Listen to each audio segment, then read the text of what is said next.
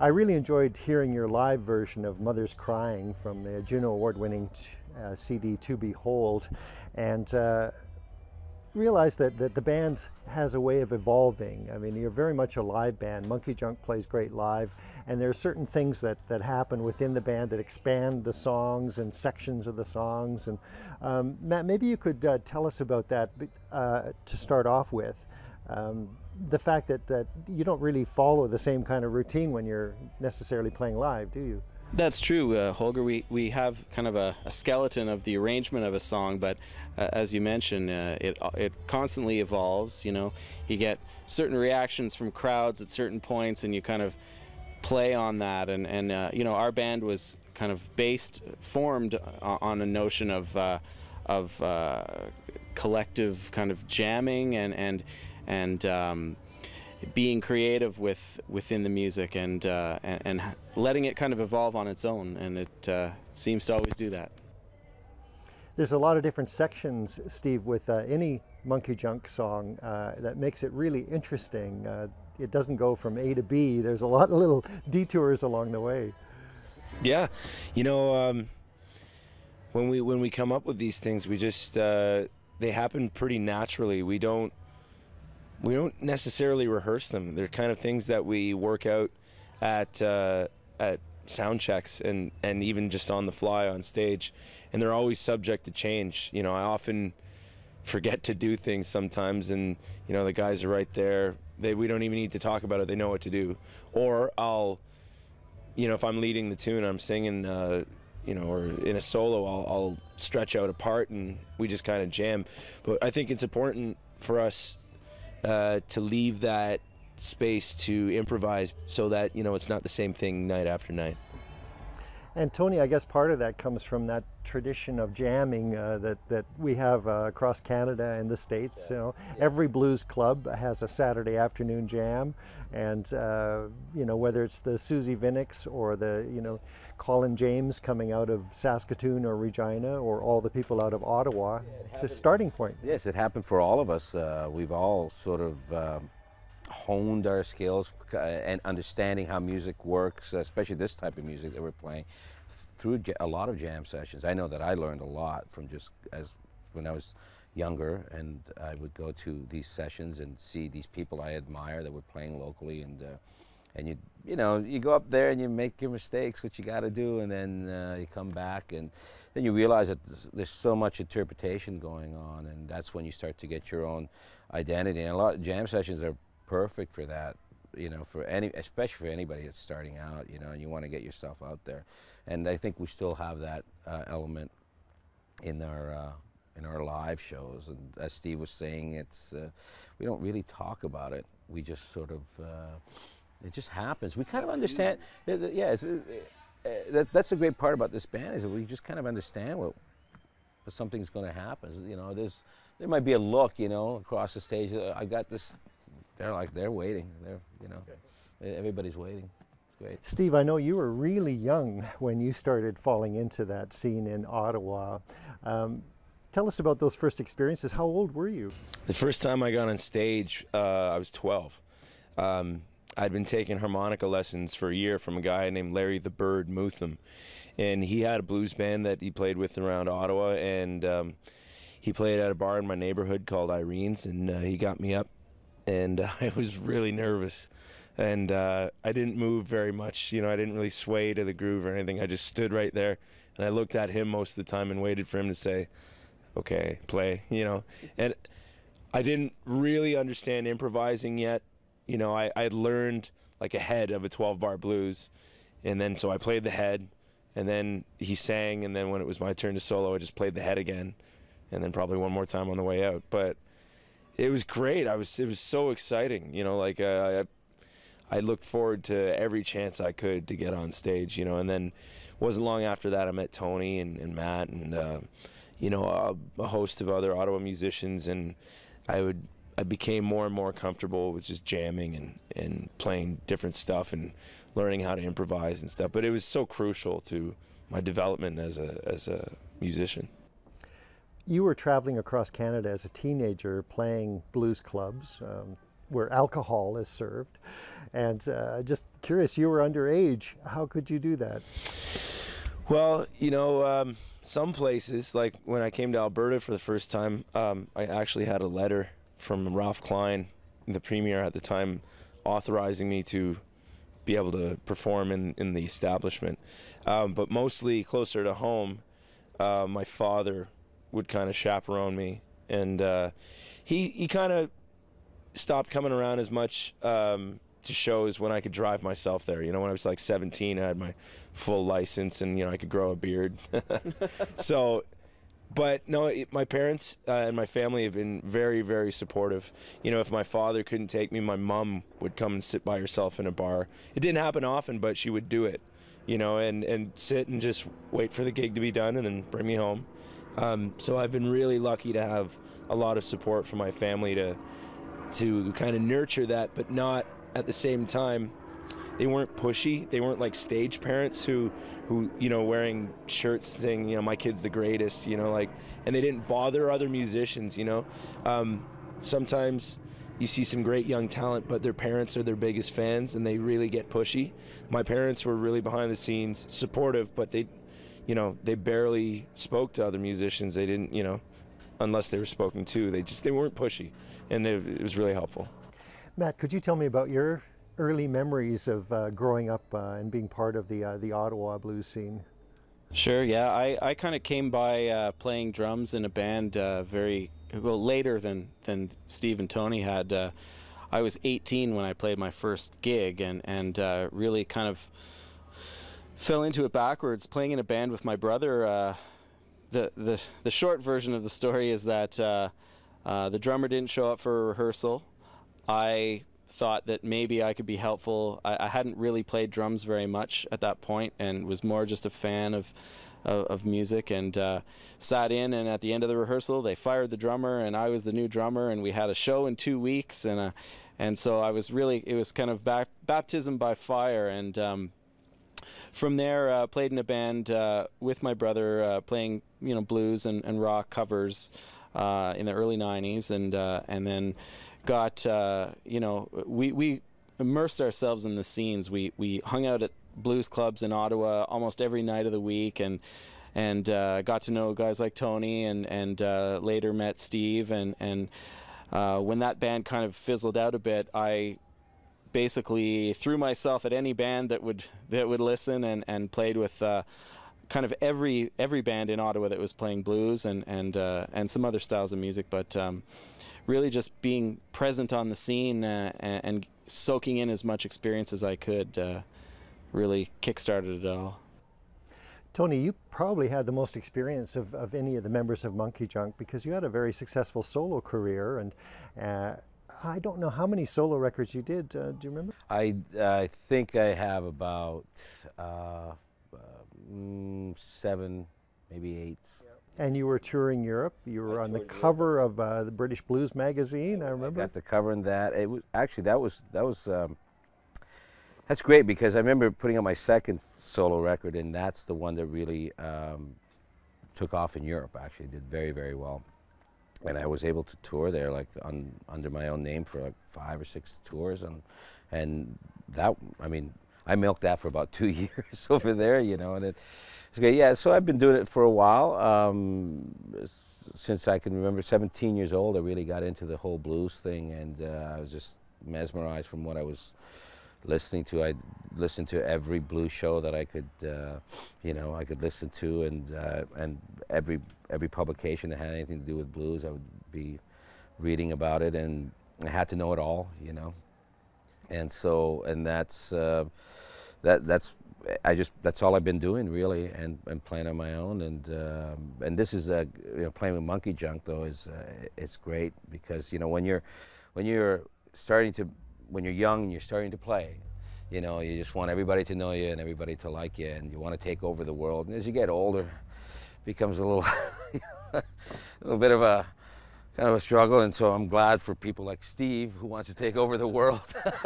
I'll ride along. I'm riding shotgun on this one, but you know, and it's great because that, you know, having had my own solo career and doing all kinds of different genres within the blues.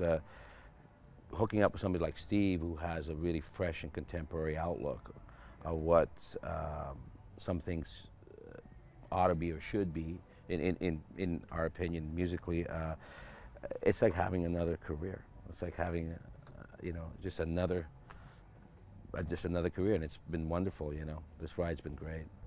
Well, MonkeyJunk certainly does introduce a lot of freshness to the blues genre, a lot of great new ideas, and you're part of a scene, I think, internationally, where there's other bands like you that are pushing the envelope and continuing to add new elements to blues. And Steve, I'm just curious on the bands that you guys like.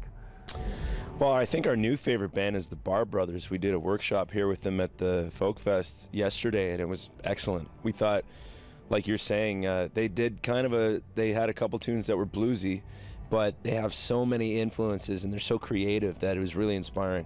Other bands we really like, JJ Gray and Mofro. I've been a huge fan of theirs for a while, and did I introduce you guys to their music too? Yeah. And we've all become fans, and now we're friends with them. We do shows with them occasionally.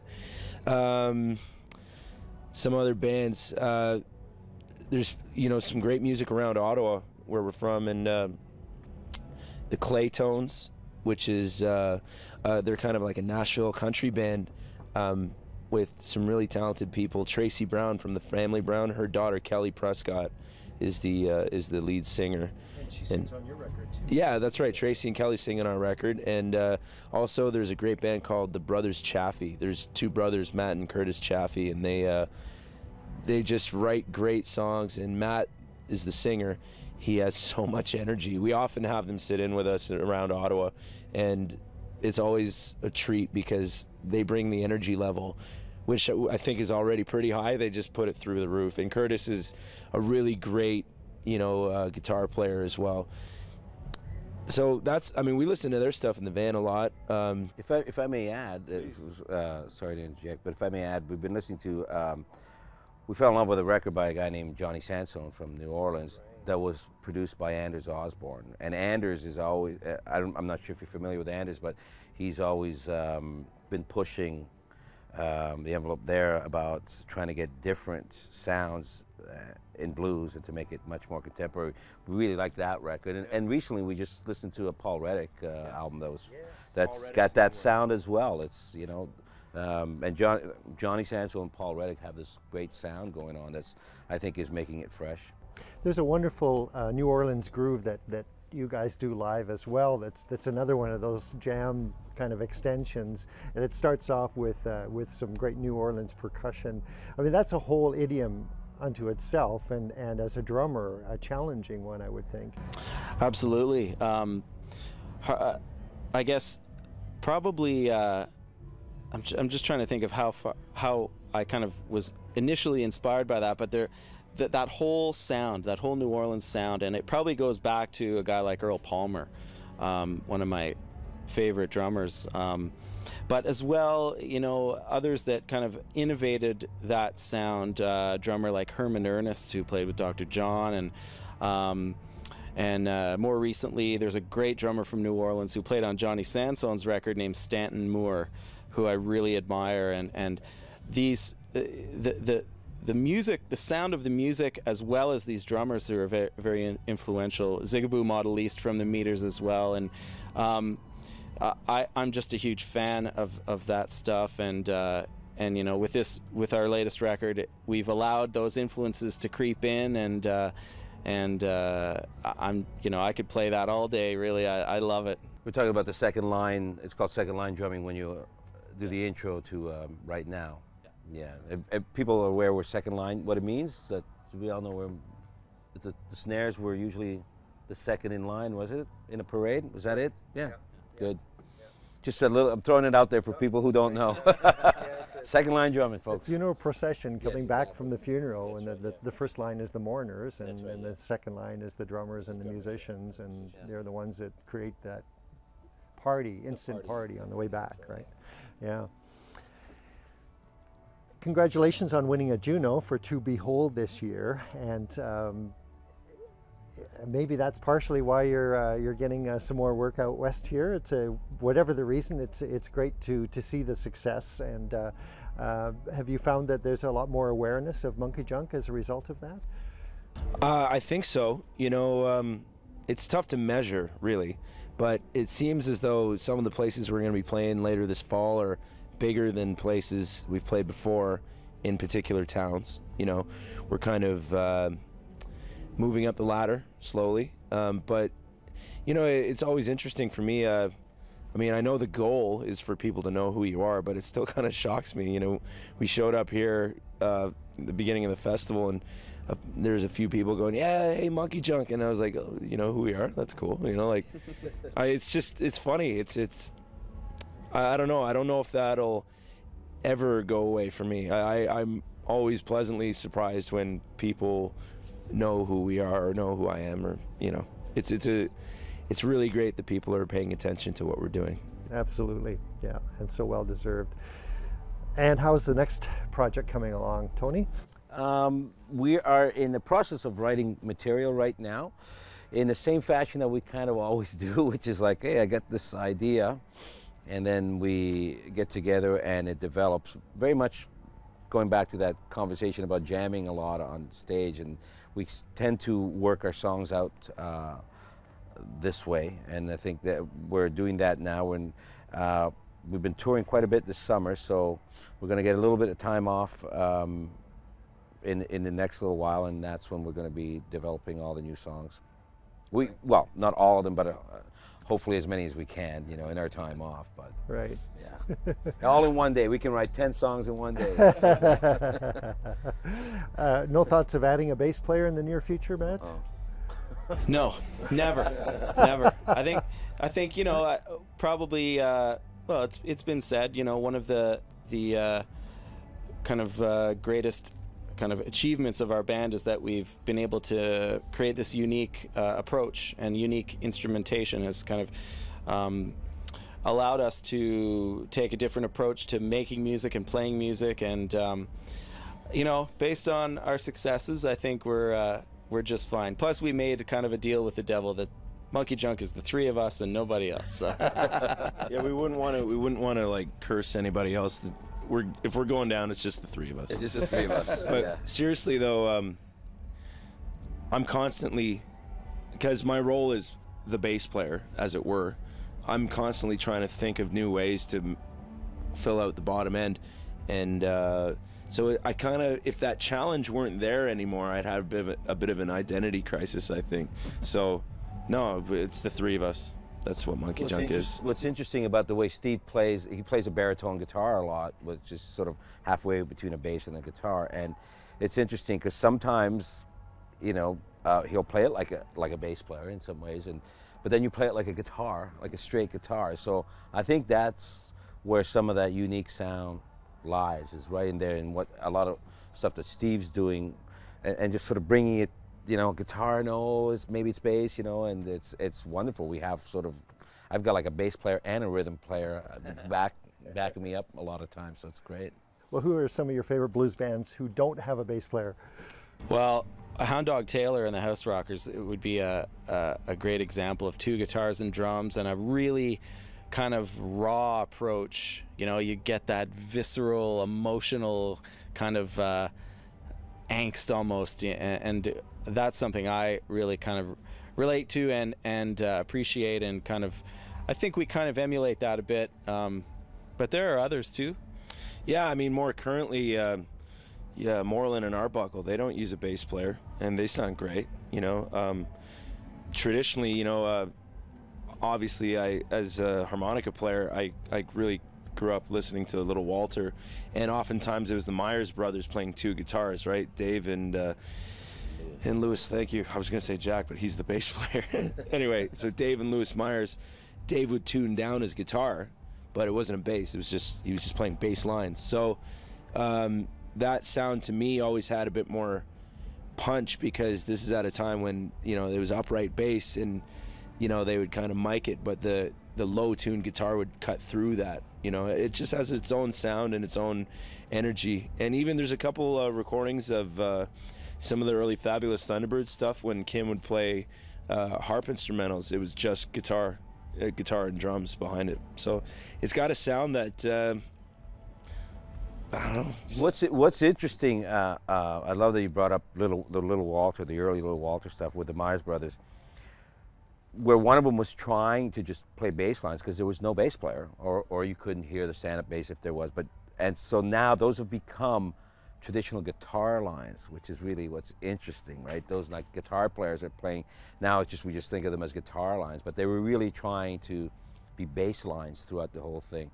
Also, I was talking about Johnny Sansone's record. There's no bass on that. It's just guitar and drums. So, you know, that's one of the albums that I really dig. In a lot of New Orleans music, it's a sousaphone instead of a bass, right? That's pretty cool. Some of the, there's one particular Anders Osborne record that I'm a huge fan of. I believe it's called Ash Wednesday Blues. And that's sousaphone, guitar, tenor sax, and drums for the most part. And it's, you know, getting back to the whole New Orleans thing, it's just, it's a unique sound to itself, and just that pumping sousaphone sound that acts as the bass is great. And in another direction completely, there's a kind of a soul jazz group from New York called Soul Live, and they have an organ player who plays bass with his left hand, and they're killer. They're devastatingly good musicians, and they have their own kind of sound. So yeah, it's great stuff. I thought we'd finish by listening to the Marriner, which is such a great track off of the Juno Award-winning album To Behold, and Steve Marriner himself is right here. Thanks, Holger. Thanks, man. I just got that. I never got it before. Tell us about how that came about, Steve. One of the comments we heard a lot, well, I heard from, you know, people, the feedback on the first record was that, well, you know, maybe you could play more harp. And I'm like, okay, well, I thought I put enough on there, but here you go. Let's do a harp instrumental. And we tried it a couple different ways, which ultimately sounded like me just copying Kim Wilson. So we scratched that. And then the way the song came together on the record is there's two sections. One, it's acoustic at the beginning, and then goes into full-on electric madness. The beginning section is at the end of a recording day. You know, it's, you know, 10, 11 at night. We're in the kitchen of the studio. We maybe had a little whiskey, and there was one microphone, and Tony picked up my acoustic guitar and just started playing along, and then I picked up a chromatic harmonica instead of a diatonic. And we, you know, we were just kind of jamming on something, and Matt took brushes and played on a box of analog tape, and all of a sudden, the analog sound right there. And all of a sudden, we hear like up the stairs comes Ken Friesen, the engineer, and he goes, "Okay, I'm gonna," you know, he was so excited because the mic had still been on and tape was still rolling, and we didn't even know. So then we started doing that over again. Then I got to thinking, well, this isn't how the whole thing was supposed to be, so let's do this section. And then the very first thing the next day we did was play that back and then start electric, and then we blended the two and made it into the, you know, what it is. Yeah. Thank you very much. Thanks, Matt. Thank you, Steve, Holger. Thank Tony. you. Thank you very much, Holger.